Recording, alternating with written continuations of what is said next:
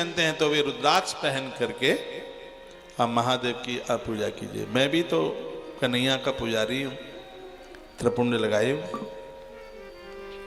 रुद्राक्ष पहने हूँ, क्योंकि शिव महापुराण में लिखा है कि रुद्राक्ष धारण किए बिना शंकर की पूजा का फल नहीं मिलता।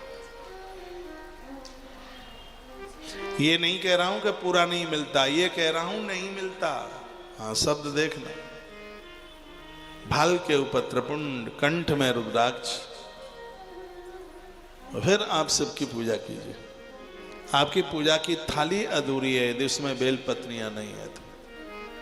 हरी तीन पत्ती में क्या बल है जिसमें भोला मगन है। भोला मगन है मेरा बाबा मगन है, हरी तीन पत्ती में क्या बल है जिसमें भोला मगन है। अभी मैंने शिव महापुराण की कथा में श्री वृंदावन में बेलपत्र की उत्पत्ति बताई। अक्षय तृतीया जो बैसाख में पड़ती है, बेलपत्री बेल वृक्ष माता लक्ष्मी की छाती से प्रकट हुआ है।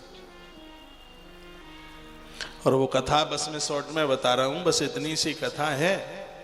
एक बार माता लक्ष्मी ने नारायण को पूछ लिया, मेरे पास काम धाम ज्यादा होते हैं, मुझे कोई ऐसा देवता बता दो जिसकी पूजा करने से सगरे देवता प्रसन्न हो जाए। नारायण ने कहा है ना, कहा कौन है? वो है महादेव। महादेव की पूजा करो, सगरे देवता राजी हो जाएंगे, कोई देवता रूठेगा नहीं। फिर मैया जी ने पूछा कि महादेव काय से प्रसन्न होते हैं?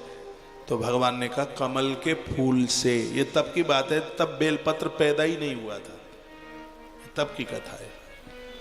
कहा कमल के फूल से। तो अब तो मैया जी रोजाना 1000 कमल के फूल महादेव को चढ़ाती है, शंकर जी। तो एक दिन यह हुआ कि शंकर जी ने उसमें से कमल के फूल 2 चुरा लिए, 2 कम हो गए। नारायण का भी चुरा लिया था, नारायण का 1 चुराया, लक्ष्मी जी के 2 चुराए। अब पूजा तो खंडित हो जाएगी, क्योंकि संकल्प है कि 1000 फूल रोज चढ़ाएंगे।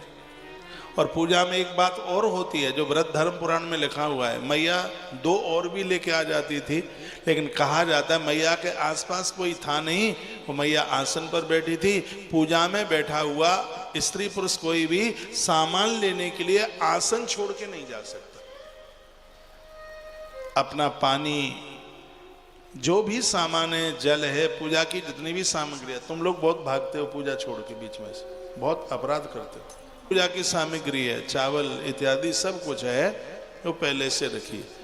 जब तक आरती ना हो जाए तब तक आसन ना छोड़ा जाए, स्थान ना छोड़ा जाए, ऐसा वर्णन है ग्रंथ, व्रत धर्म पुराण में ये बात कही गई है। तो अब मैया बीच में जा नहीं सकती 2 फूल लेने के लिए, और 1000 फूल से कमल के रोज चढ़ाने, अब क्या करे, 2 फूल कम है।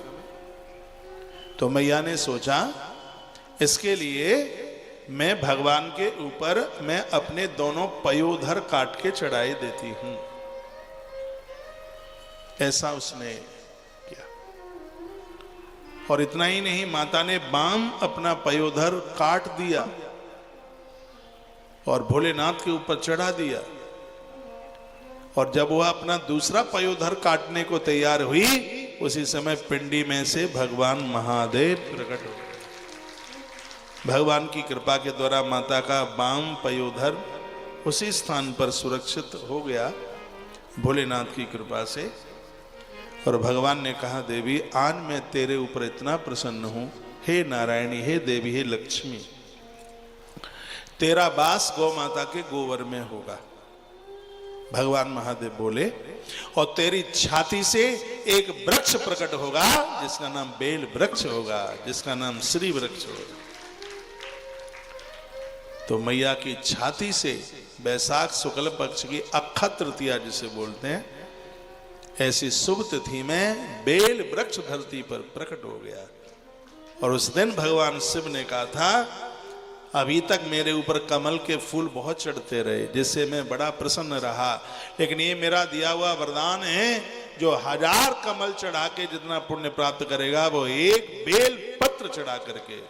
शंकर जी ने कहा 3 पत्ती वाला, ये तो कई पत्तियों के बेल पत्र आते हैं, लेकिन जो असली शिव को प्रिय जो बेलपत्र है वो 3 पत्ती वाला ही है,